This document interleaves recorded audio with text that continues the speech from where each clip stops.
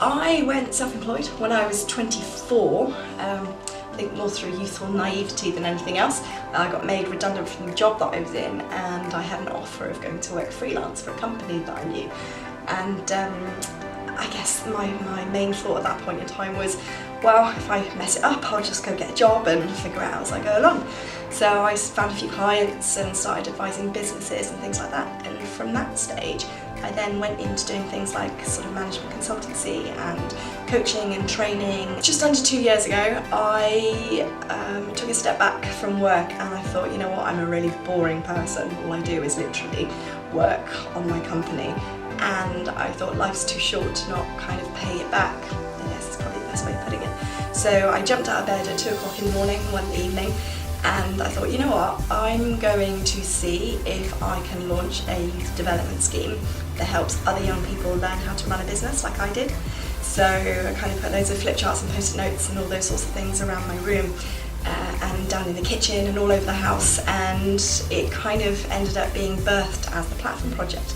So really trying to get young people experience in learning what it's like to be freelance and running a business and trying all those different sort of skill sets and opportunities and those sorts of things that you wouldn't necessarily get the opportunity to try if you were just working in a company or doing work experience and those sorts of things. So over this last year we've tried so many different projects. We've done everything from fashion upcycling to organising a music event and designing custom printed goods and all those sorts of things. At every single project we've really taken the steer on what we do from the young people that we work with. And it was about 6 months ago where we had our AGM, and a couple of the young people that came along to it said, can we start a youth magazine? Because we feel like we don't really have a voice, or there's lots of things going on in the world that we don't know a lot about, and we'd like to have a forum to learn more, but also learn the freelance skills that would involve. So I thought, okay, fair enough. I put in a funding bid, and then #iDare was born. I'm hoping, to be honest with you, is to work with a really wide range of young people who are not necessarily sure about kind of where they want to be doing or what they want to be doing or who they are or what they're passionate about or what their skill set are and what their next step in life is and all those sorts of things, and really use the iDare magazine as a way of expressing themselves, finding out who they are, what they're good at and what they enjoy doing.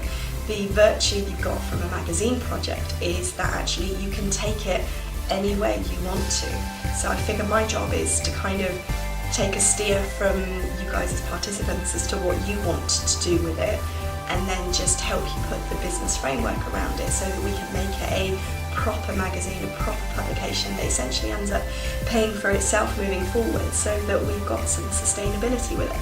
So I've been really proud so far in a lot of the content that we've been talking about that there's so much substance behind it. So really trying to unpick some of the reasons why young people have mental health issues and why they do the things they do around things like self-harming and have anxiety, but also wanting to do really nice things out in the community, like spreading positivity and saying thank you and being honest and all of those sorts of things that I think a lot of young people have an unnecessarily bad rep for. So I'm really humbled at the opportunity to see where you guys are taking this.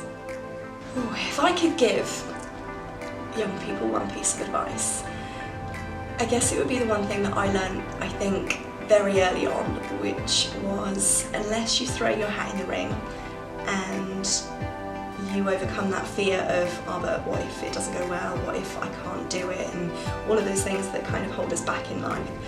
If you can just push past that little bit of fear and just give it a go, try it, throw your hat in the ring and just kind of grab it with both hands, it's amazing the opportunities and experiences that life throws at you, and your development curve and where you end up is astronomical. I mean, I genuinely wouldn't have thought that where I'm sat right now, having launched sort of a not-for-profit organisation, as well as having run sort of 5 different companies and about to launch a book and all sorts of things, I never thought I would have done that when I was in my teens and 20s. It's literally only because I have grasped every opportunity and gone out there with the intentional objective of doing things that scare me and just see what happens. So if I have one piece of advice, is do the things that scare you, because you'd be amazed at what happens if you can overcome them.